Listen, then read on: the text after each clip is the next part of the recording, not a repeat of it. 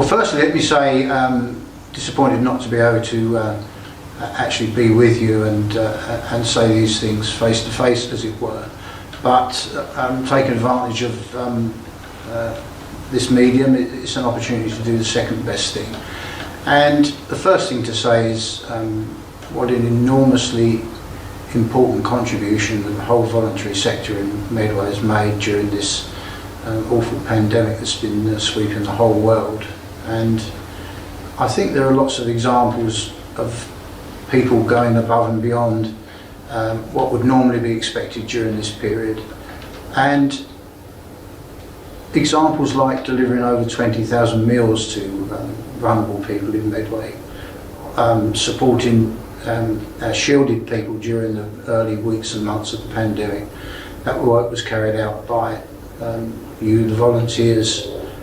And to be quite frank, speaking as leader of Medway Council, we could not have done as an effective job as we have without the work that you've all been doing. Now, we all know about the heroic efforts of our NHS workers and within the council, our social workers, but very often the voluntary sector are the unsung heroes, and often people take for granted what individual volunteers do. Now, that may have been on a very small scale, picking a prescription up from Mrs. Biggins down the road, or it may have been a much more sustained and long-term commitment helping individuals or families. All of that people doing from the goodness of their heart, from a sense of community spirit.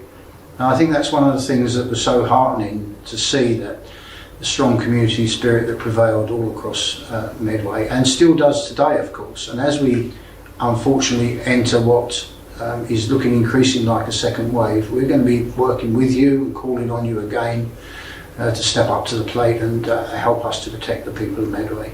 So enormous thank you from me as leader of the council, from the whole council, for what you're doing.